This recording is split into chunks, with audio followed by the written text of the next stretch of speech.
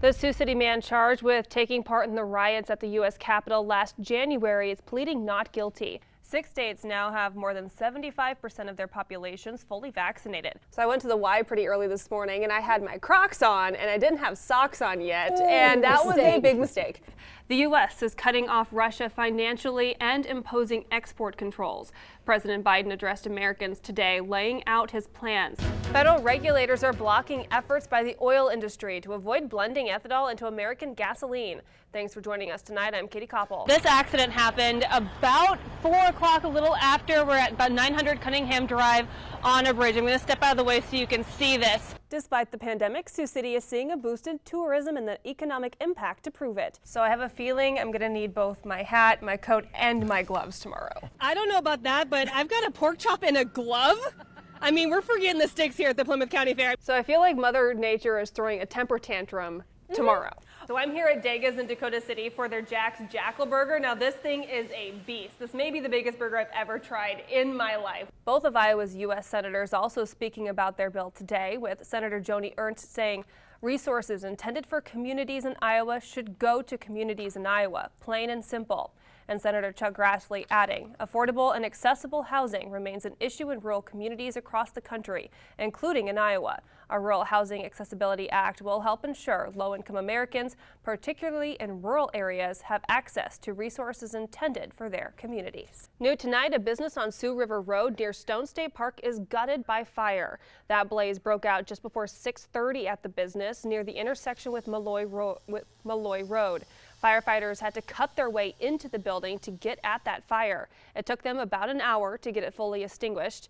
At this hour, there's no indication of what the business was or what may have started that fire. The building sustained heavy damage and is expected to be red tagged.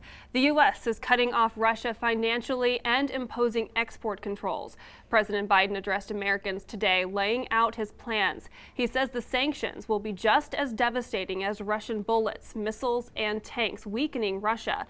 Biden spoke with G7 leaders this morning and all agreed to limit Russia's ability to do business in dollars, euros, pounds, and yen. He noted the Russian ruble tanked today.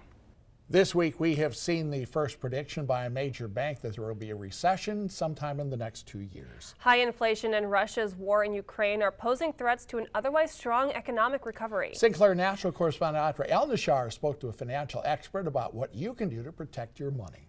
6 states now have more than 75% of their populations fully vaccinated, which means they have received their first 2 shots of the COVID-19 vaccine. According to the latest data from the CDC, those states are Connecticut, Hawaii, Maine, Massachusetts, Rhode Island, and Vermont. The overall percentage of people in the U.S. who are fully vaccinated is now more than 63%, and about a quarter of the total U.S. population has also received a booster shot.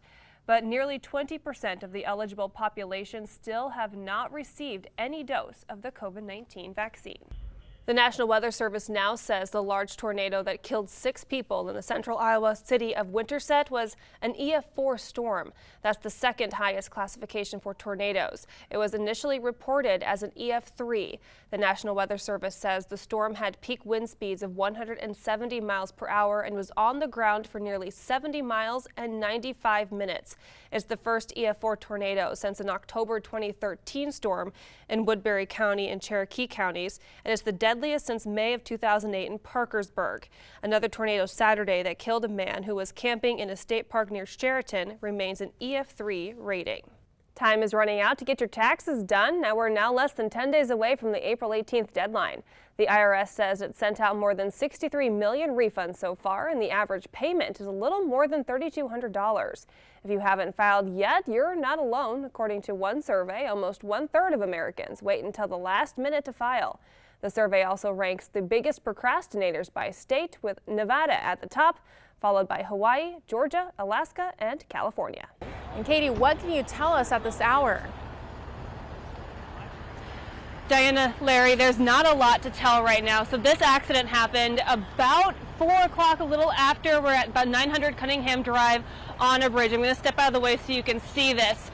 So tow truck companies are currently trying to move this vehicle. We do know one person has been taken from the car and to the hospital. I'm going to zoom in for you here a little bit. They're currently trying to get this vehicle out of the sidewalk. It is hanging over into the Floyd Channel, but they're having some trouble trying to figure out how to get this out. They've got multiple tow trucks here. We don't know the extent of the injuries for the person that was involved or really what caused this accident.